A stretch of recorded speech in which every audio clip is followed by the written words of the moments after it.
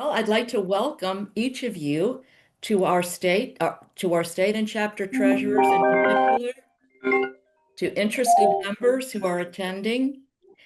By attending today's treasurer talk, our 1 hour investment that will yield for you these returns: assistance with member management in the dues portal, answers to policies in GAAP, guidelines, and policies and procedures, as well as an understanding upon which documents must be reported and sent as a part of the annual report of state treasurers. Now I introduce you to meet our finance committee. Our next slide is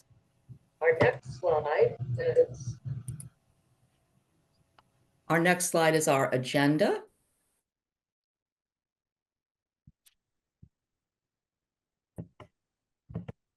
So these are the topics that we'll be covering this morning.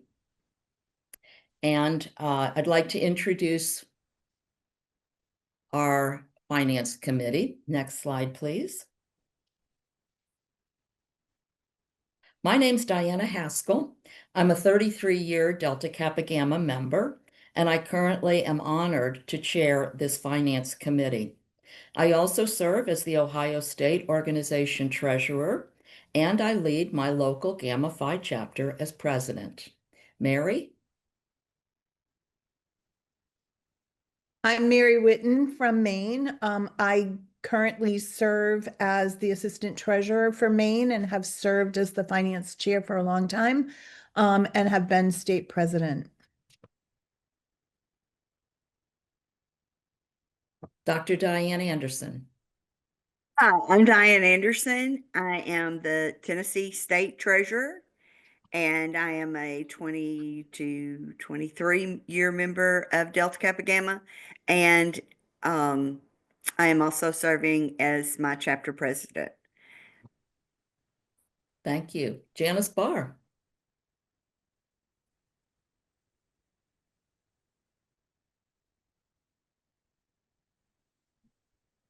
Janice, you're muted. So sorry. I'm Janice Barr. I am working with the state of California. I've been a member for 39 years. I've been past state president of California. Right now, I serve on the membership committee of the state too. And I've also been on their finance committee. So good morning and welcome. Thanks, Janice. Liz? Good morning. Liz Van Westenberg from Michigan. I am a past state president, currently state organization treasurer, chapter treasurer, have been for years, and I'm currently treasurer of our state organization's educational foundation. I'm glad to see you here. Thank you, Liz. And of course, needing no introduction, but would love for her to say hello, is our international president, Beverly. Hello. Thank you, Beverly. Beverly's a member of the committee and attends every meeting that we have. In addition to Beverly attending every meeting we have, we also have another important person, Lucinda. Would you introduce yourself or give us a wave? Yes, good morning. Thank you so much for being here and for all that you do for DKG. I am Lucinda Hart. Thank you. And Lucinda is also a member of the team and attends all of our meetings. Our next slide, Mary. So I will be monitoring the chat, and if you have questions as we go along, please refer those questions, put those questions there. We will answer them at about 45 past the hour. Let you know also this is being recorded and will be posted in Chapter and State Connect after it will a little bit of time, but it will be posted early next week probably in Chapter and State Connect. We also would love you to post topics for any future treasurers talks that you would like to see. And please make sure you've muted yourselves. Thank you, Mary. Next slide. Well, this is one of the most important things you do, is that when you are moving a person from active status to reserve status, you must make sure that you have looked at the rules and qualifications because they're very important. You can't just say, "Ooh, I don't want to go to meetings anymore, so I'm going to be a reserve member now." That's not the way it is. So there are very specific things that must happen, and those are determined by what international your state and your chapter rules state. So it's very important for you to look at that.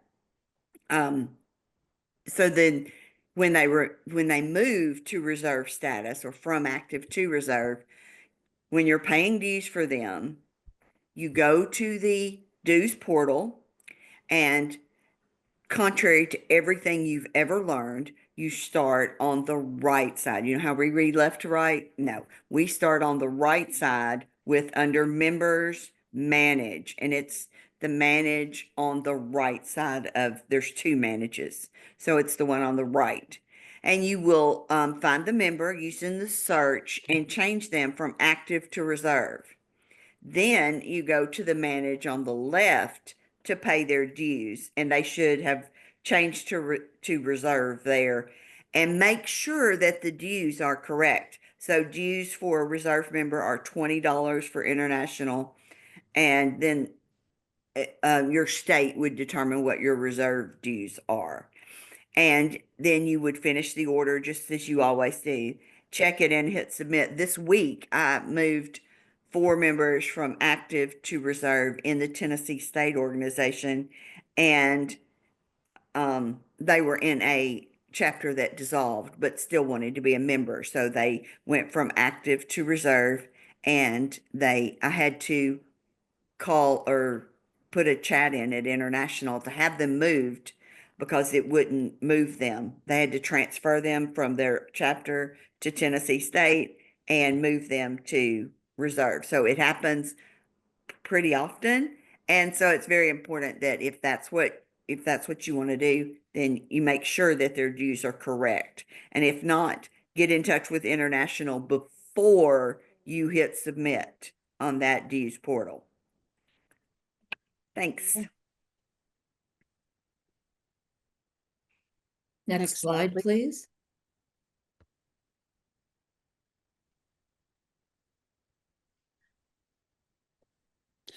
One of the tasks that we've been asked to take care of is updating our member management. So what we need to have you do, if you are a state treasurer, you can do this, but I would suggest asking your chapter treasurers to manage this task. They will be more in touch with who is in their chapter. Sign into the chapter or state connect as we always do. Click on dues portal.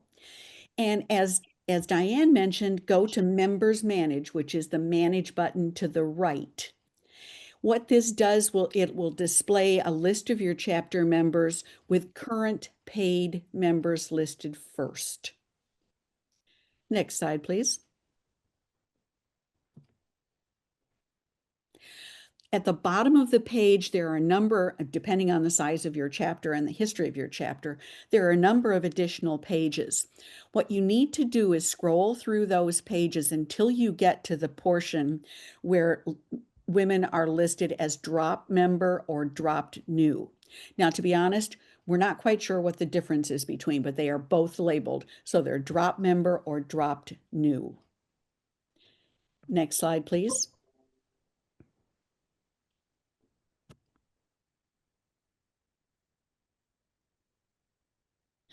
What you need to do then, or your chapter treasurers need to do, is either print that slide, those slides, those screens, those rosters, or take a screenshot of them.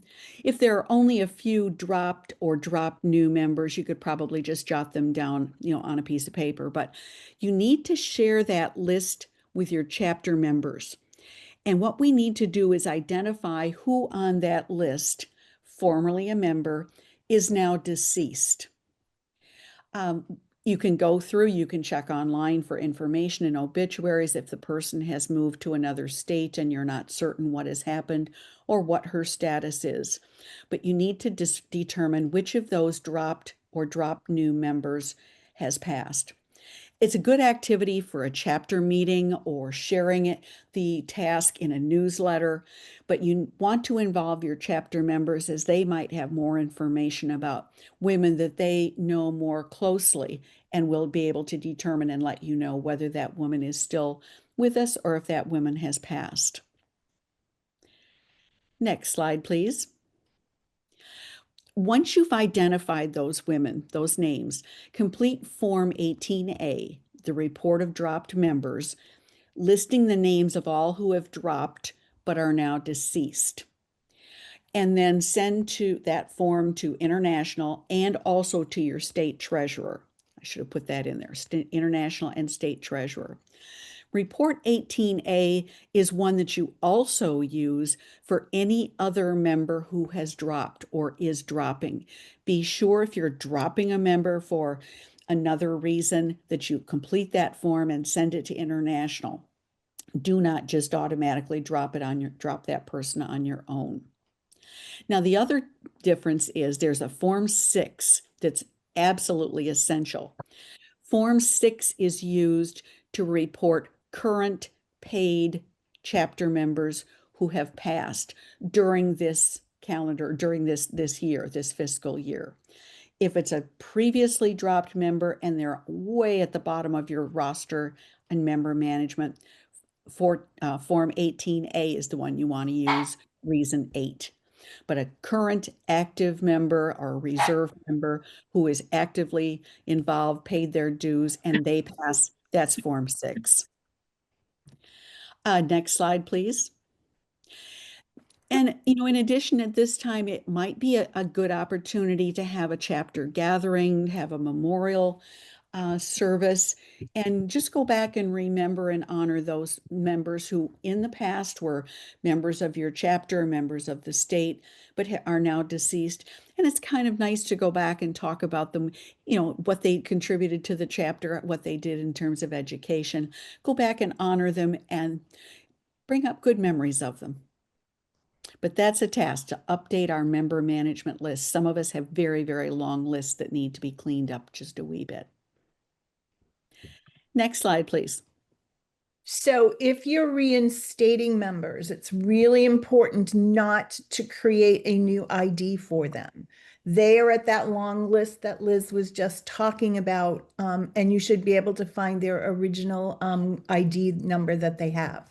If you cannot find it, please contact International to get that so that they only have one ID in the system. They may not appear automatically on your dues portal. If they do not appear, again, that would be a time to call the DKG staff so that they can get that renewal into the IMAS system for the chapter treasurers that they need. Next slide, please.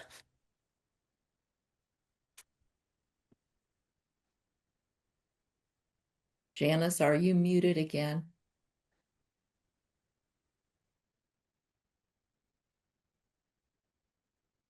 Janice? I am. Okay, there you go. If you stop payment on a check payable to DKG Society International, please notify International. That's super important. That's one thing they asked us to relay to you today. Dues payments and donations to any of the DKG IEF funds must come to International as 2 checks. Treasurers cannot combine dues and contributions in 1 check. Contribution checks must be made payable to DKG IEF.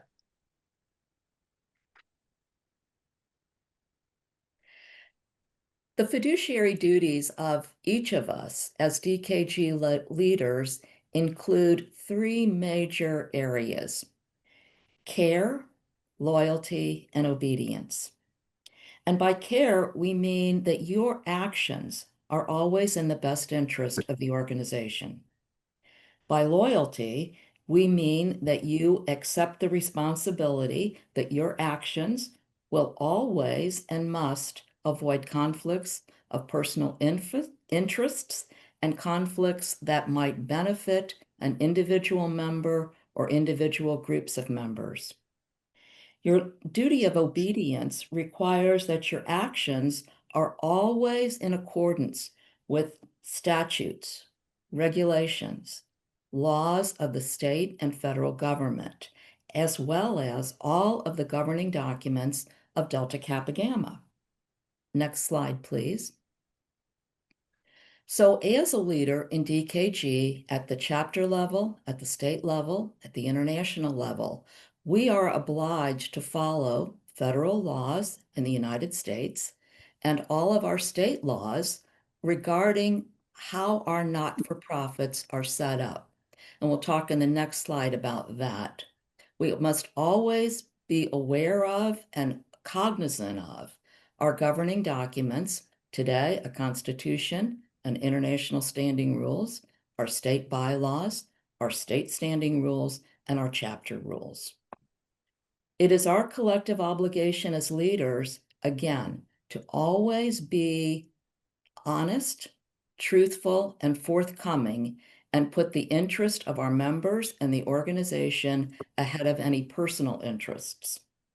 And in doing so, we will avoid harm to the organization, and we will also avoid a very important area, and that is providing personal advantages to any member or any groups of members.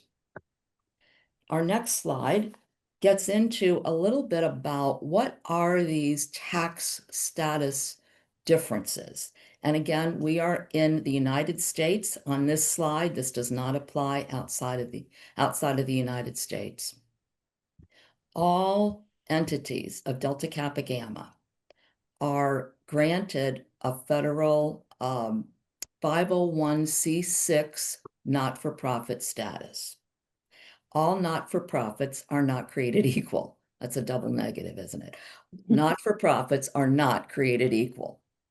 The IRS determines, based upon your articles of incorporation, what your mission is, what type of organization you are. Delta Kappa Gamma is considered an association type not-for-profit. Very different from a charity, very different from a foundation.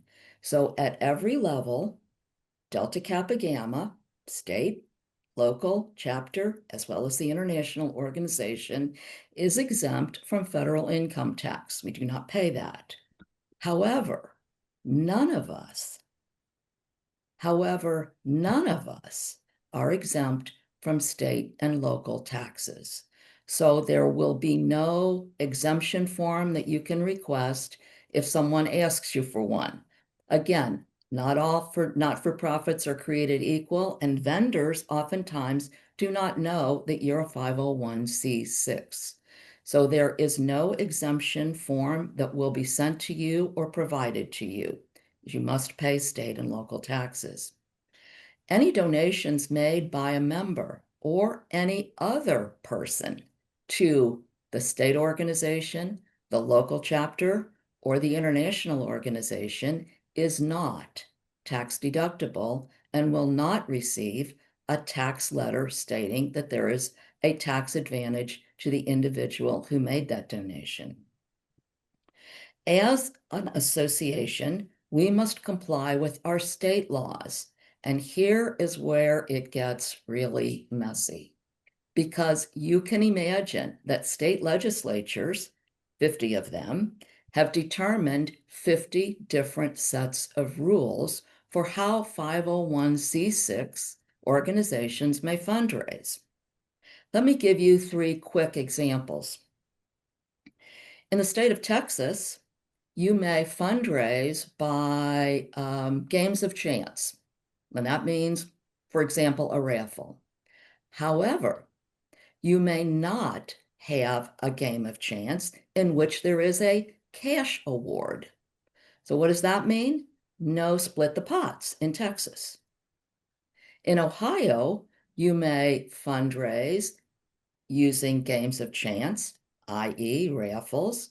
However, 50% of all revenue from that fundraising must be donated to a 501c3 organization. So you must complete forms and prepare information that suggests that you have taken half of that money and prove that you have donated it to another organization in Ohio. California has a whole different set of rules about not-for-profit fundraising as a 501c6, and they have many regulations, registrations, and every chapter must register in California. Here's what I'm asking each of you as state leaders to do. Learn what your state asks of you, whether it's registration, whether it's specific rules, whether it's specific ways of reporting. You must know that. And I'm also going to suggest to you that once you learn that you get that incorporated into your state bylaws, state standing rules, and you make that information very clear at the chapter level as well.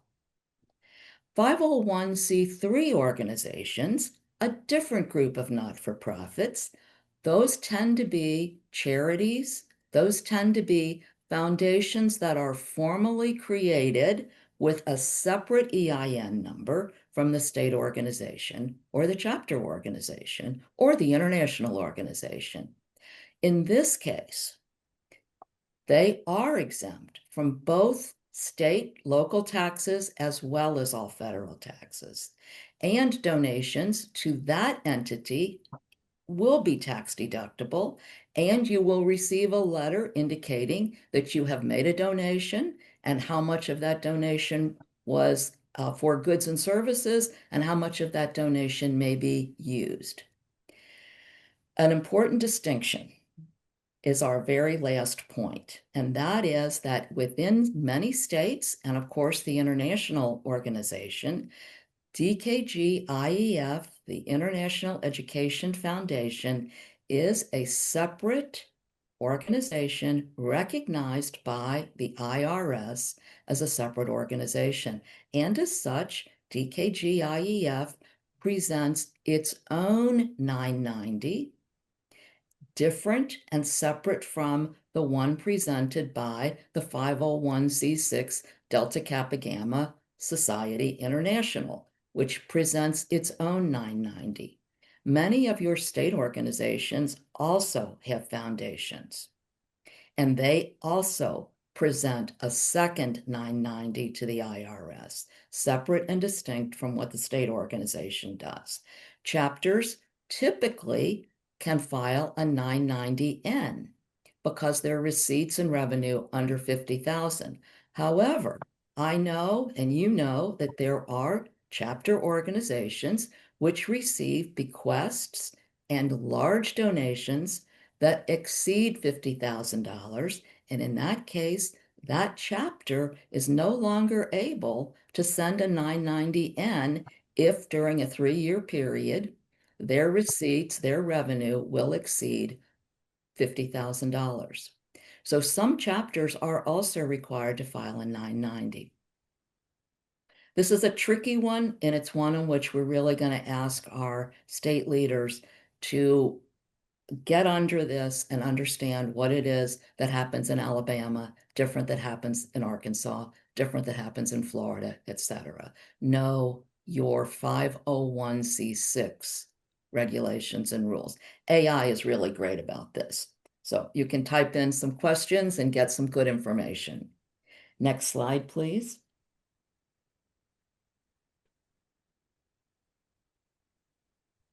There are 2 documents, this one and the next one that Diana's going to do for you. And all you have to do to find those policies is to go into dkg.org, sign in, go up to documents and down to GAP, and then to policies. I'll repeat that because you need them to find both. Sign in to dkg.org, go to documents, then to GAP, and then to policies. And when you hit that, you're going to see both of them right away on your screen. What does a policy mean? The purpose is to protect the society when it's contemplating entering a transaction or an arrangement that might benefit the private interest of a member.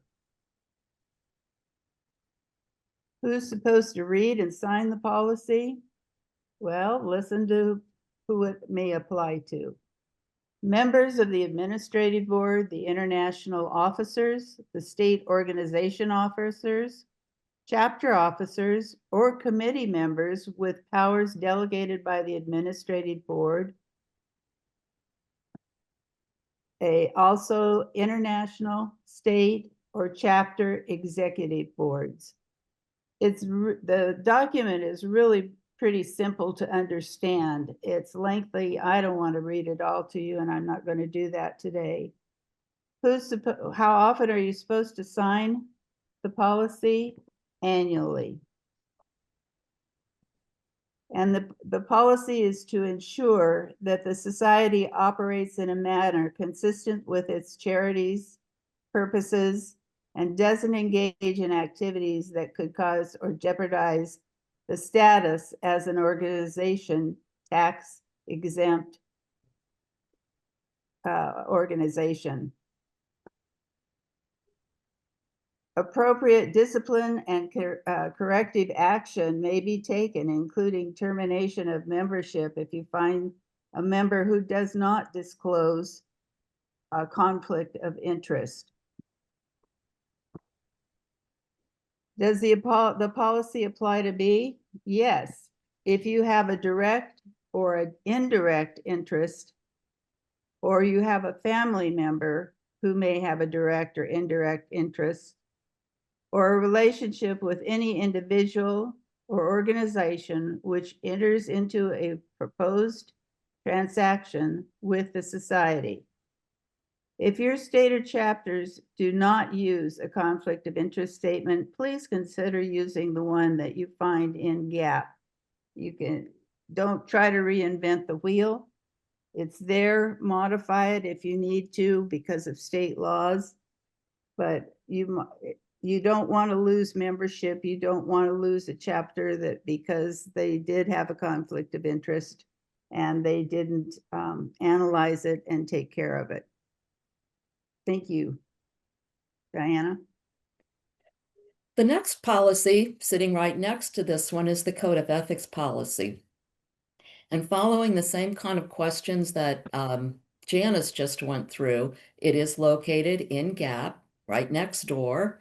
So you would log in, dkg.org, go to GAAP, and then policies, and the conflict of interest on the right, ethics policy on the left, Code of Ethics policy on the left.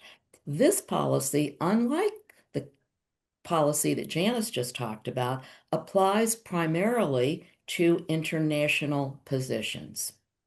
However, the meaning of the policy is, I think, important for all of us as leaders of Delta Kappa Gamma to understand. And that is that the actions of all of us as DKG leaders is really an honor. And an honorary position has responsibilities. The responsibility of, and this is on page two of the ethics policy, it reminds us that as leaders, we are expected to be impartial. And by impartial, we will avoid what Janice has just talked about, conflict of interests that interfere with our responsibility as a leader. We must be honest. And in that, just as Janice said, we must honestly come forward if we have a conflict. We must create a sense of trust among the members that we work with, whether at the executive board level or at the international administrative board level or otherwise. And of course, integrity is implied as a part of honesty. Integrity means that we step up and we say what we know. If we're aware of a conflict, we disclose it and we remove ourselves from the conversation and from the voting. Confidentiality is a third hallmark of our ethics policy. And the confidentiality piece means that we protect the information that we've been entrusted with until that information is made public or made available to all members. That while we're in the conversation stages, while we're in the development stages, that we protect that information by remaining quiet. And in the event that we may disagree with the outcome, we must agree that we will support that outcome, regardless of whether or not we had a private disagreement or a personal disagreement. And of course, the final hallmark of any ethics policy is respect. Respect toward the individuals and their ideas, and as they are expressed in our meetings, our deliberations, and our writing. So our 4 hallmarks of ethics: not something that needs to be signed by anyone, but impartiality, honesty, confidentiality, and respect. So does the policy apply to me? It does if you're a Delta Kappa Gamma leader. It does not, however, require your signature. Next slide, please. Here again, this is the investment policy was one that is written for international, but it can be modified for your use. This policy is given to your investment advisors entrusted with the funds of a foundation, a state organization, or a chapter. The US only, if you're looking for the IRS Form 990 or the 990N, all you have to do is sign on to dkg.org, go to resources, and you will find all the forms and the deadlines for documents. The 990 and 990N deadline is November 15th.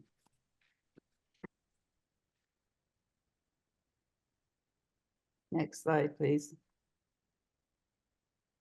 The annual report of state treasurers, so everyone else can do la, la, la, la, la during this, is due, and this is a new due date. This date was changed, and it's not been as readily understood. But the new due date is December the 1st, and that's based on what Janice just said, because in addition to completing the report, there are also some items that are required to be sent. State treasurers, I'm speaking specifically to you. As you know, Form 16 has always compiled the data from our chapter philanthropy reports. We've also asked, as always, that the state financial information be included in Form 16. Please, state officers, do not double count your funds. One more time. One time, do not double count anything. If you have money in the checking account and it's part of its scholarship, don't report both amounts. Report those independently. In other words, pull out from your checking what part of it is scholarship. And that just allows for the international organization to better understand the financial picture at the state level. No double counting, please. In addition to financial information, philanthropic information, where there are other filing assurances that we've been asked to complete. And again, these financial assurances tend to look more US driven, but not in every case. So for example, excuse me? I'm sorry. Every state treasurer should return with their Form 16 a copy of the annual or yearly financial statements. What does that mean? From July 1, 2024 to July 1st, 2025. That's your filing period. I said that wrong. Let me do that again. July 1, 2024 to June 30, 2025 is your filing period. That's your annual financial and fiscal year. We would like to see you send 2 statements for that full period. Your first one is a statement of financial position, and your second one is a statement of financial activity. Many of you, if you're using QuickBooks, whether online or you're using some other system or desktop, may see instead of financial activity, a profit and loss sheet. Profit and loss really does not apply to not-for-profits. What that is, another term for a profit and loss statement in the world of not-for-profits is financial activity. So that's revenue, expenses, net income, positive or negative. A statement of financial position, again, may be in your QuickBooks world or in your financial world, you're thinking of as your balance sheet. The world of not-for-profit calls a balance sheet a statement of financial position. That is checking, savings, assets, your reserve fund, whether that's a permanent fund or an available fund reserve, your reserve account. Again, don't count those should be listed and itemized in either a position statement, and then in and out money is your financial activity statement. A statement for the year. The second thing you need to send is a financial review. Two ways of sending that. If you are a state in which your CPA takes your 990 information and creates a financial review, then you are to send the CPA drafted financial review. If your state does not require a CPA-driven financial review, then we ask that you send page 15 of the handbook of the Delta Kappa Gamma Society International, titled Guide for State Organization and Chapter Financial Review Committee. It is the assurance page in which your financial review has gone down and ticked off whether or not you have correctly followed all of the protocols that are listed. It is signed and dated. So a copy of that fulfills number 2, or the CPA-driven one. Number 3 is the copy of your Internal Revenue Service filing, the whole document, or if you electronically file, you can send the confirmation page, which says that you have electronically filed and it has been accepted by the IRS. And the 4th is a copy of your 2025-2026 state organization budget, listing again anticipated revenue, anticipated expenses, and whether or not there is net income, positive or negative, expected. So those 4 documents, and they can be quite a bit, are expected to accompany Form 16, due 12/1/2025. And they get sent and to, I think the information is on Form 16, it's society, it's a special website, it's a special email address, but it's on your Form 16. Next slide, please. We have 2 important dates that we would love to have you put on your calendar for 2026. And those dates are for the next 2 treasurers talks. As you see on the screen, Saturday, January 10th and Saturday, April 18th will be treasurers talks that we will present to you. Same time, same place, 10 a.m. to 11 a.m. U.S. Central Time, and of course, adjust for your time zones. We will be looking for suggestions and ideas of topics you wish to have us speak on at those talks, but we look forward to seeing you January 10th and April 18th. I see like little fireworks going up. That's absolutely so cool.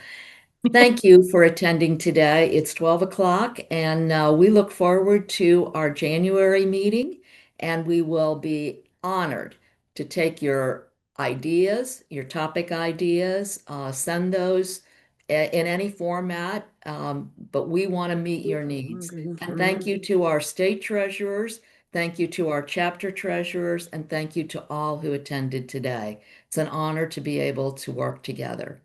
Thank you.